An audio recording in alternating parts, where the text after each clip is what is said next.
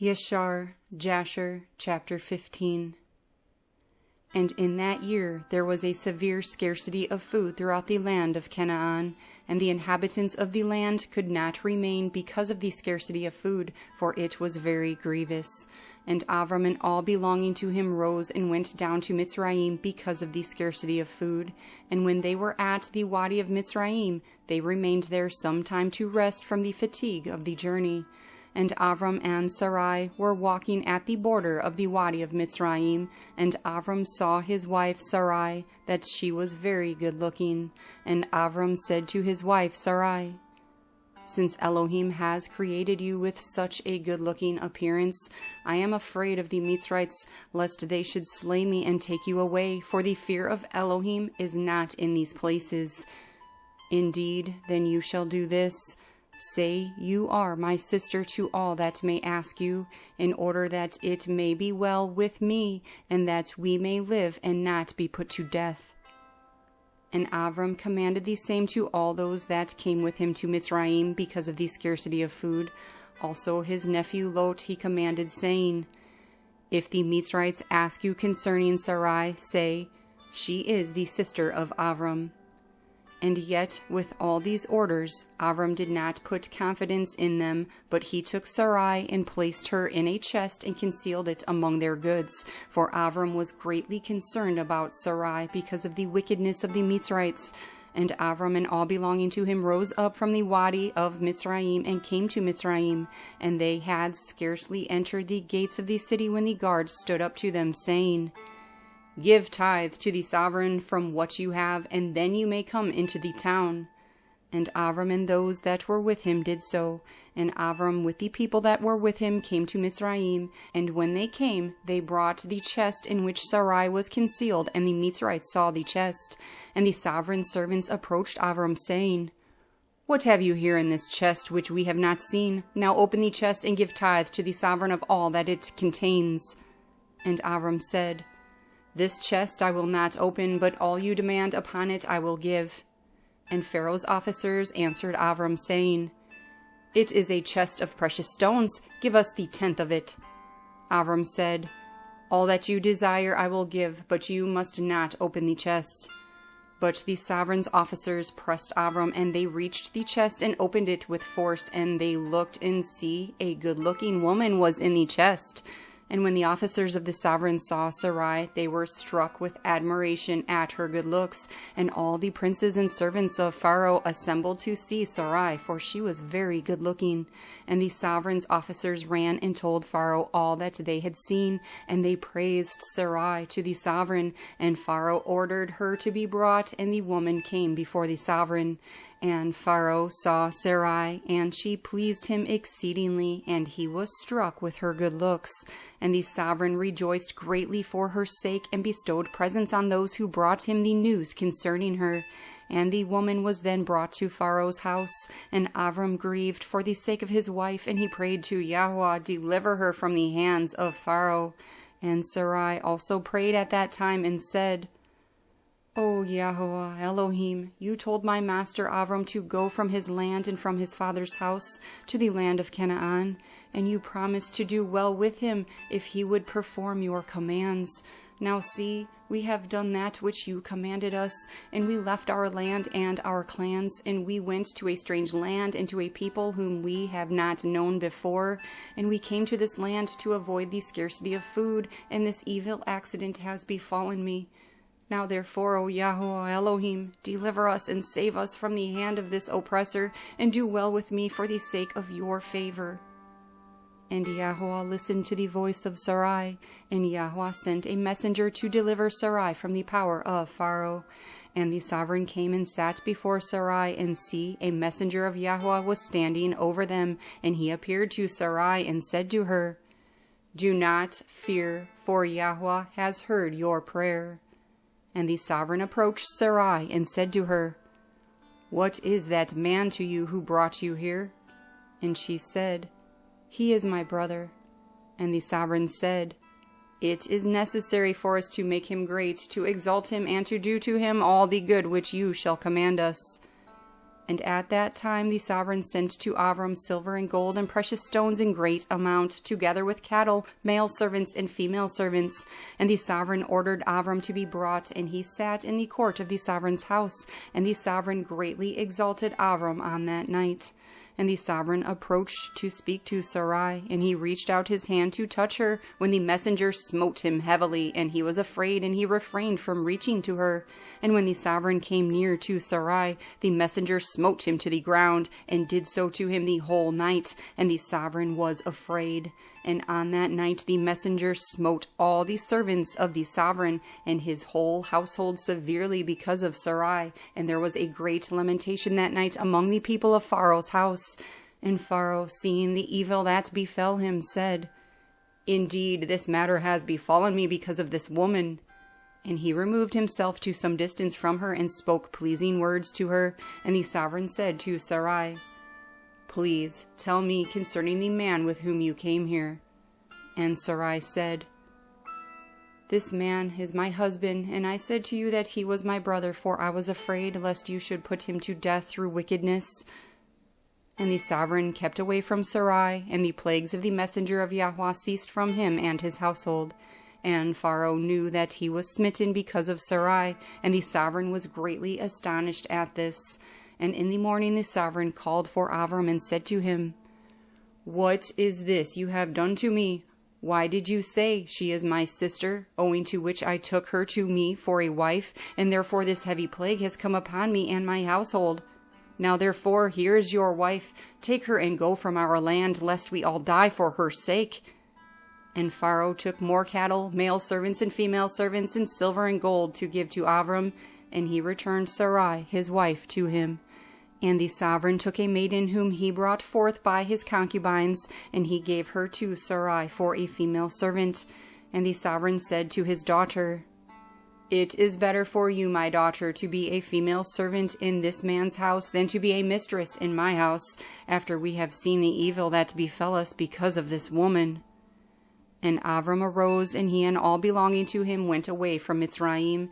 And Pharaoh ordered some of his men to accompany him, and all that went with him. And Abram returned to the land of Canaan, to the place where he had made the altar, where he at first had pitched his tent. And Lot, son of Haran, Avram's brother, had a numerous stock of cattle, flocks, and herds, and tents, for Yahweh was good to them because of Abram.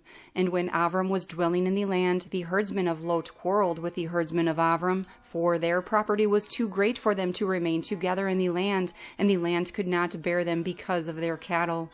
And when Avram's herdsmen went to feed their flock, they would not go into the fields of the people of the land, but the cattle of Lot's herdsmen did otherwise, for they were sent to feed in the fields of the people of the land. And the people of the land saw this occurrence daily, and they came to Abram and quarreled with him because of Lot's herdsmen. And Abram said to Lot, "What is this you are doing to me to make me despicable to the inhabitants of the land, that you ordered your herdsmen to feed your cattle in the fields of other people? Do you not know that I am a stranger in this land among the children of Canaan? And why would you do this to me?" And Abram quarreled daily with Lot because of this, but Lot would not listen to Abram, and he continued to do the same. And the inhabitants of the land came and told Abram. And Abram said to Lot, "How long will you be for a stumbling block to me with the inhabitants of the land? Now please, let there be no more quarreling between us, for we are kinsmen. But please separate from me, go and choose a place where you may dwell with your cattle and all belonging to you. But keep yourself at a distance from me, you and your household. And do not be afraid in going from me, for if anyone does injury to you, let me know, and I will avenge your cause from him. Only remove from me." And when Abram had spoken all these words to Lot, then Lot rose and lifted his eyes toward the plain of Yarden. And he saw that the whole of the place was well watered, and good for man, as well as affording pasture for the cattle. And Lot went from Abram to that place, and he pitched his tent there, and he dwelt in Sodom, and they were separated from each other. And Abram dwelt in the plain of Mamre, which is in Hebron, and he pitched his tent there, and Abram remained in that place many years. Yashar, Jasher, chapter 16. At that time, Kedorlaomer, sovereign of Elam, sent to all the neighboring sovereigns, to Nimrod, sovereign of Shinar, who was then under his power, and to Tidal, sovereign of Goyim, and to Arioch, sovereign of Elasar, with whom he made a covenant, saying, Come up to me and assist me, that we may smite all the towns of Sodom and its inhabitants, for they have rebelled against me these 13 years. And these 4 sovereigns went up with all their armies, about 800,000 men, and they went as they were, and smote every man they found in their way. And the 5 sovereigns of Sodom and Amorah, Shinav, sovereign of Admah, Shem-Ember, sovereign of Zeboim, Bera, sovereign of Sodom, Bersha, sovereign of Amorah, and Bela, sovereign of Zoar, went out to meet them, and they all joined together in the valley of Siddim. And these 9 sovereigns fought in the valley of Siddim, and the sovereigns of Sodom and Amorah were smitten before the sovereigns of Elam. And the valley of Siddim was full of tar pits, and the sovereigns of Elam pursued the sovereigns of Sodom. And the sovereigns of Sodom with their armies fled and fell into the tar pits, and all that remained went to the mountain for safety. And the 5 sovereigns of Elam came after them and pursued them to the gates of Sodom, and they took all that there was in Sodom. And they plundered all the cities of Sodom and Amorah, and they also took Lot, Abram's brother's son, and his property, and they seized all the goods of the cities of Sodom, and they went away. And Unik, Avram's servant, who was in the battle, saw this, and told Avram all that the sovereigns had done to the cities of Sodom, and that Lot was taken captive by them. And Avram heard this, and he rose up with about 318 men that were with him, and that night he pursued these sovereigns and smote them, and they all fell before Avram and his men, and there was none remaining but the 4 sovereigns who fled, and they went each his own way. And Avram recovered all the property of Sodom, and he also recovered Lot and his property, his wives and little ones, and all belonging to him, so that Lot lacked nothing. And when he returned from smiting these sovereigns, he and his men passed the valley of Siddim, where the sovereigns had fought together. And Bera, sovereign of Sodom, and the rest of his men that were with him, went out from the tar pits into which they had fallen, to meet Avram and his men. And Adoni-Tsedeq, sovereign of Jerusalem, the same was Shem, went out with his men to meet Avram and his people with bread and wine, and they remained together in the valley of Melech. And Adoni-Tsedeq berakah Avram, and Avram gave him 1/10 from all that he had brought from the spoil of his enemies, for Adoni-Tsedeq was a Kohen before Elohim. And all the sovereigns of Sodom and Amorah who were there with their servants approached Avram and begged of him to return them their servants whom he had made captive, and to take for himself all the property. And Avram answered the sovereigns of Sodom, saying, As Yahweh lives, who created the Shamayim and the earth, and who redeemed my being from all affliction, and who delivered me this day from my enemies, and gave them into my hand, I will not take anything belonging to you, that you may not boast tomorrow, saying, Avram became rich from our property that he saved. For Yahweh my Elohim, in whom I trust, said to me, You shall lack nothing, for I will berakah you in all the works of your hands. And now therefore see, here is all belonging to you, take it and go. As Yahweh lives, I will not take from you from a living being down to a shoestring or thread, except the expense of the food of those who went out with me to battle, also the portions of the men who went with me, Aner, Eshcol, and Mamre, they and their men, as well as those also who had remained to watch the baggage, they shall take their portion of the spoil. And the sovereigns of Sodom gave Avram according to all that he had said, and they pressed him to take of whatever he chose, but he would not. And he sent away the sovereigns of Sodom and the remainder of their men, and he gave them orders about Lot, and they went to their respective places. And he also sent away Lot his brother's son with his property, and he went with them, and Lot returned to his home to Sodom. And Avram and his people returned to their home to the plains of Mamre, which is in Hebron. At that time Yahweh again appeared to Avram in Hebron, and he said to him, Do not fear, your reward is very great before me, for I will not leave you until I shall have multiplied you and berakah you, and made your seed like the stars in the Shamayim, which cannot be measured nor numbered. And I will give to your seed all these lands that you see with your eyes. To them I will give them for an inheritance forever. Only be strong and do not fear. Walk before me and be perfect. And in the 78th year of the life of Abram, in that year Reu, son of Peleg, died, and all the days of Reu were 239 years, and he died.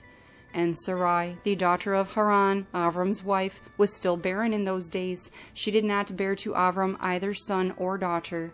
And when she saw that she bore no children, she took her female servant Hagar, whom Pharaoh had given her, and she gave her to Abram her husband for a wife. For Hagar learned all the ways of Sarai, as Sarai taught her. She was not in any way lacking in following her good ways. And Sarai said to Abram, See, here is my female servant Hagar. Go to her that she may give birth upon my knees, that I may also obtain children through her. And at the end of 10 years of Avram's dwelling in the land of Canaan, which is the 85th year of Avram's life, Sarai gave Hagar to him. And Abram listened to the voice of his wife Sarai, and he took his female servant Hagar, and Abram came to her, and she conceived. And when Hagar saw that she had conceived, she greatly rejoiced. But her mistress was despised in her eyes, and she said within herself, This can only be that I am better before Elohim than Sarai my mistress. For all the days that my mistress has been with my master, she did not conceive, but Yahweh has caused me in so short a time to conceive by him.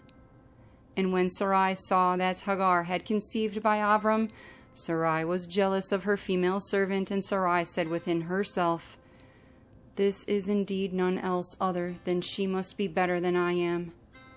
And Sarai said to Abram, My wrong be upon you, for at the time when you prayed before Yahweh for children, why did you not pray for my sake that Yahweh should give me seed from you? And when I speak to Hagar in your presence, she despises my words because she has conceived, and you will say nothing to her.